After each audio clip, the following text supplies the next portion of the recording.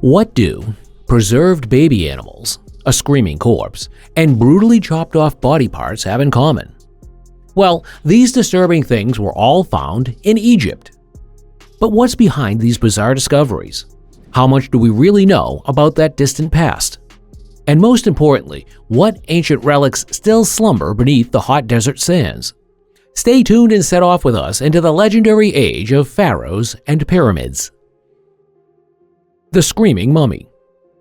When we have to say goodbye to a loved one, we are left with only one hope. The person has found peace and is now in a better place.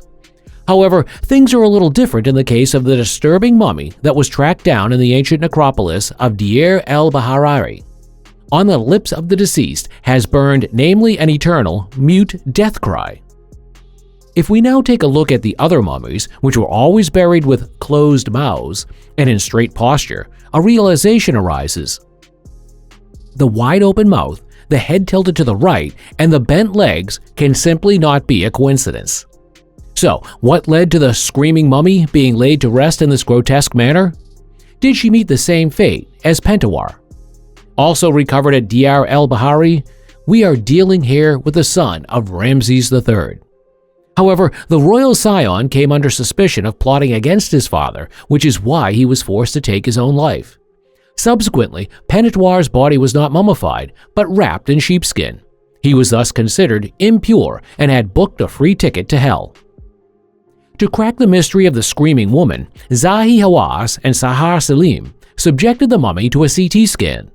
The results of the scan indicated that the woman died in her 60s and that she was actually very honorably mummified. After removal of the internal organs and treatment with precious resins and perfumes, her body was carefully wrapped in pure linen. Therefore, experts suspect that the circumstances of the unknown woman's death were different from Pentuar's.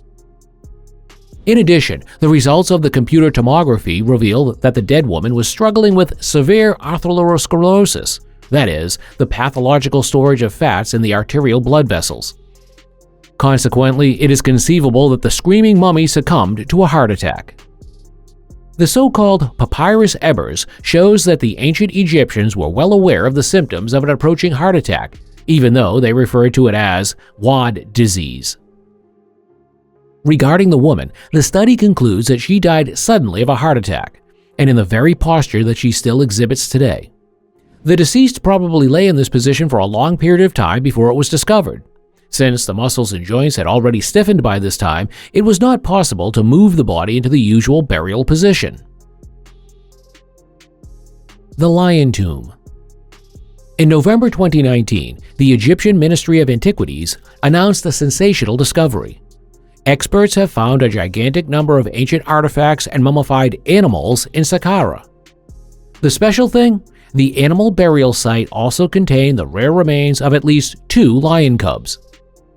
The bottom line is that the find included 75 cat statues and 25 decorated wooden boxes containing the mummified bodies of the quadrupeds.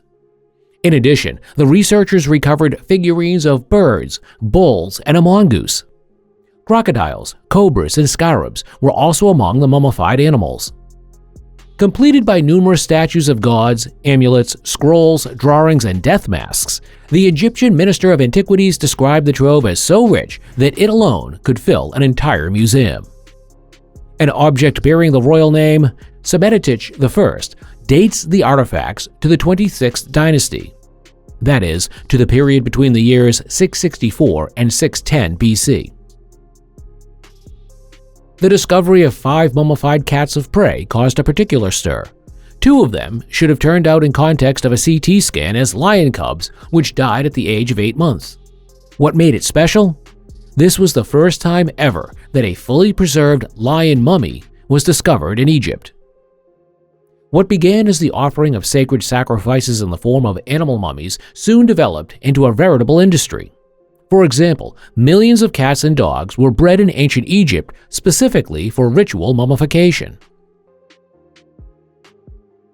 Bloody trophies. The fact that ancient corpses are recovered in ancient Egypt is in and of itself not yet a rarity. However, what the experts found on the site of a former palace in the ancient city of Arus was clearly different from anything that had gone before. Instead of a classic burial chamber, the researchers found 4 pits in which someone had placed 16 chopped-off hands. 2 of the pits, located in front of the presumed throne room, contained 1 hand each. The remaining 2 pits, located at a slightly later date, again contained the 14 remaining hands. The detailed analysis showed that the body parts were buried about 3,600 years ago, that is, at a time when the palace was used by King Shahan. In detail, we are dealing with a ruler from the ranks of Hyksos. This group of foreign rulers was in power in Egypt for over 100 years. But what was the background to this appalling practice? What is certain is that the cutting off of hands was subject to a fixed pattern, without exception. These were right hands, carefully cut off and placed in such a way that they were noticed by everyone.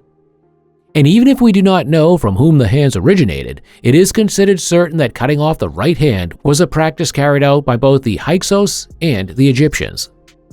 Thus, cutting off the hands not only facilitated the counting of defeating enemies, but also fulfilled a symbolic purpose. One took away the opponent's strength and power. While this gruesome find represents the first physical evidence of this ritual being performed, it has been mentioned before in some ancient Egyptian writings and artwork. One of these accounts is found in the tomb of Amhos, an Egyptian officer who fought against the Hyksos. It states, "Then I seized an enemy, and I brought a hand, so that it was reported to the royal herald."